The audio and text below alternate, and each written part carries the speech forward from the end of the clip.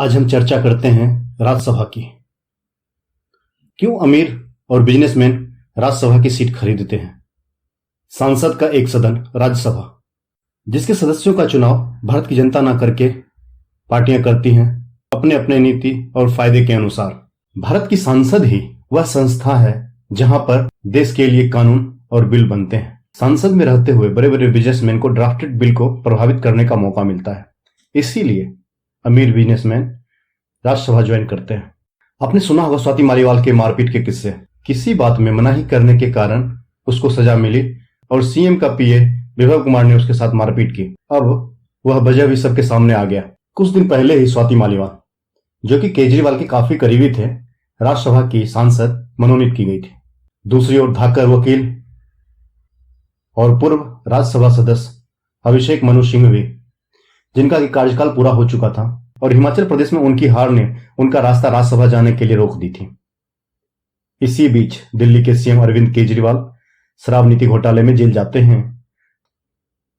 अरविंद केजरीवाल को किसी न किसी तरह बेल चाहिए थी और मनु सिंघवी जी को किसी न किसी तरह राज्यसभा सीट। दोनों के बीच इसी पर वार्ता हुई और फाइनलाइज हुआ कि यदि आम आदमी पार्टी अभिषेक मनु सिंघवी को राज्यसभा भेजती है तो वह अपनी पहुंच का फायदा उठाते हुए वो अरविंद केजरीवाल को बेल दिलाएंगे।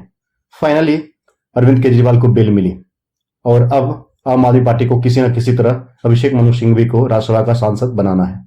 तो हमारा प्रश्न है, क्यों बड़े बड़े बिजनेसमैन, बड़े बड़े अमीर लोग राज्यसभा का रास्ता रुक करते हैं। राज्यसभा और लोकसभा वह जगह है जहां पर देश को चलाने वाली कानून बनती है। बिजनेसमैन का उस स्थान पर रहने का मतलब है कि दे कैन डायरेक्ट पॉलिसी। जब पॉलिसी ड्राफ्ट हो रही होगी उस समय 1991 से पहले बिजनेसमैन पॉलिटिक्स में डायरेक्ट नहीं आते थे, जबकि उनके करीबी पॉलिटिशियंस हुआ करते थे। आप इतिहास में भी देखेंगे तो पाएंगे कि यमुनालाल बजाज और बिरला गांधी जी के करीबी थे और उनके सारे फंड का इंतजाम ये लोग करते थे। उससे पहले भी आप देखेंगे पीएनबी के फाउंडर दयाल सिंह मजीठिया, जो कि लाला लाजपत राय के लिए फंड रेज करते थे। तो पॉलिटिशियंस और बिजनेसमैन काफी पुराने समय से एक दूसरे के सहयोगी और सहलावी बनते चले आ रहे हैं। 1991 के एलपीजी रिफॉर्म के बाद मामला पूरी तरह से बदल गया। अब बिजनेसमैन खुद राज्यसभा सीट को खरीदकर सांसद भवन के अंदर प्रवेश कर जाते हैं। तो अब हम डिस्कस करेंगे कि ये लोग क्यों राज्यसभा आते हैं। राज्यसभा में आने के कई कारण हैं। तो पहली बात, लोकसभा या राज्यसभा में आने के लिए यदि वो लोकसभा के द्वारा आते हैं तो उन्हें लगातार लोगों के बीच जाना पड़ेगा। इलेक्शन के समय उन्हें लगभग 2 महीने का अपना समय निकाल कर देना पड़ेगा और खर्चा वही 50-60 करोड़ लग ही जाता है। 50-60 करोड़ में वो बिजनेसमैन राज्यसभा का सीट भी खरीद ही सकते हैं। तो एक समय का बचत हो जाता है। इसीलिए बिजनेसमैन राज्यसभा के लिए जाते हैं, ना कि लोकसभा के लिए। नवीन जिंदल एक एक्सेप्शन है, जो कि हरियाणा से चुनाव लड़ते हैं, लोकसभा का ही चुनाव वो लड़ते हैं। दूसरी बात है, बिजनेसमैन सांसद में इसीलिए जाते हैं क्योंकि सांसद बनने के बाद भारत सरकार की तरफ से बहुत अधिक फैसिलिटीज मिलती हैं। जैसे दिल्ली लुटियंस में उनके लिए आवास की व्यवस्था होगी, सिक्योरिटी सेफ्टी की व्यवस्था की जाएगी और उनके लिए एयर ट्रेवल्स के लिए भी सरकारी खर्चे वहन करती है। तो दूसरा ये कि सांसद को मिलने वाली सारी सुविधाओं का लाभ उन्हें डायरेक्ट मिल जाता है। तीसरी बात है इन्फ्लुएंस एंड पावर।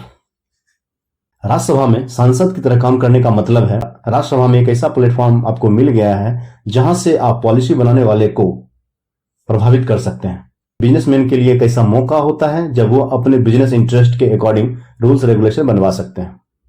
और जो फायदा है वो है नेटवर्किंग। राज्यसभा के मेंबर होने के नाते आप अलग अलग प्रभावशाली लोगों, नेताओं, ब्यूरोक्रेट्स के साथ मिलते जुलते रहते होंगे। उनके साथ आपका नेटवर्क बनता है। यह आपके बिजनेस के लाभदायक हो सकता है और मिलजुल कर बात करने के बाद हो सकता है कोई नई अपॉर्चुनिटी का रास्ता भी खुल जाए। Access to resource. राज्यसभा सदस्य होने के नाते आपके पास ब्यूरोक्रेट्स, एडमिनिस्ट्रेटर का एक्सेस आपके प्रतिद्वंदी से पहले मिल जाता है। आपके पास सीक्रेट डाटा का भी इंफॉर्मेशन रहता है। Public image and Prestige.